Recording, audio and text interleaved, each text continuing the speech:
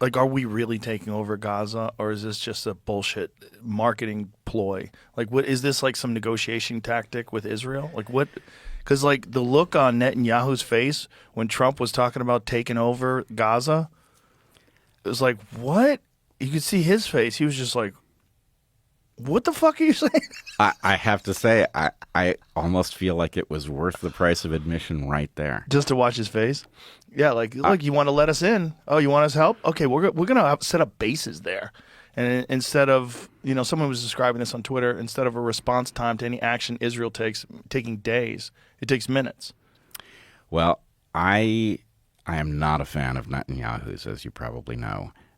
My sense is that the relationship of Netanyahu to the Israeli population is more or less like the Biden administration to the U.S. population. Well, they were even Not on the more, same team. even more against it because they were protesting in the street, hundreds of thousands of people up until October 7th. That was one of the reasons apparently why they think they got their pants down, or got caught with their pants down on October 7th, because they had so many troops that were around these protests. So they had hundreds of thousands of people protesting in the streets because Netanyahu was trying to expand his powers. And this just so happened to put him Yeah. back in charge. But in any case, to see him back on his heels, that was a good sign. Now, I am, of course, concerned about the idea of, I'm not even sure I know what I heard, right? We're going to make Gaza into... Gonna be the Riviera of the Middle East. That was a pretty good The impression. Riviera of the Middle East.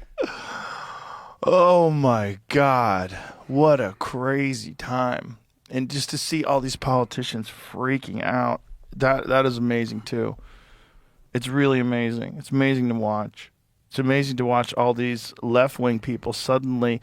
Bernie Sanders making a post about how Donald Trump is trying to silence independent media was the wildest fucking gaslighting I think I've ever seen from a politician. Independent media? You mean fucking CBS? You mean CBS that edited that Kamala Harris interview to make it look like she had a really good point? 100%. And then I don't know if you caught Alex Soros reposting this claim that basically you have an unelected cabal wielding power. I mean, That's you. Yeah, That's you, Alex. That's your dad. This is crazy. Yeah, no, it's a very, very strange historical moment. Also, it's like you haven't addressed any of the exposed corruption. All you're talking about is the horrors of dismantling this amazing organization.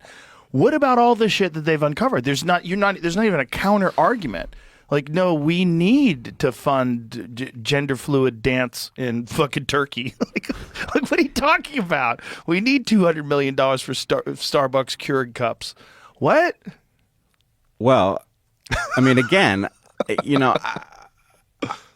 I said a lot of stuff over the years about the fact that our civilization had become a racket.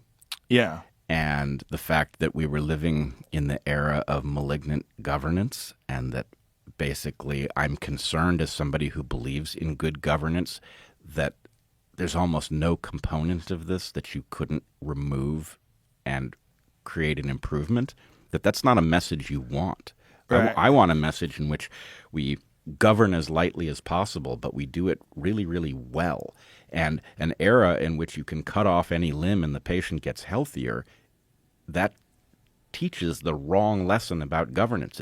It teaches the lessons that governance was a mistake to begin with, which it wasn't. Right.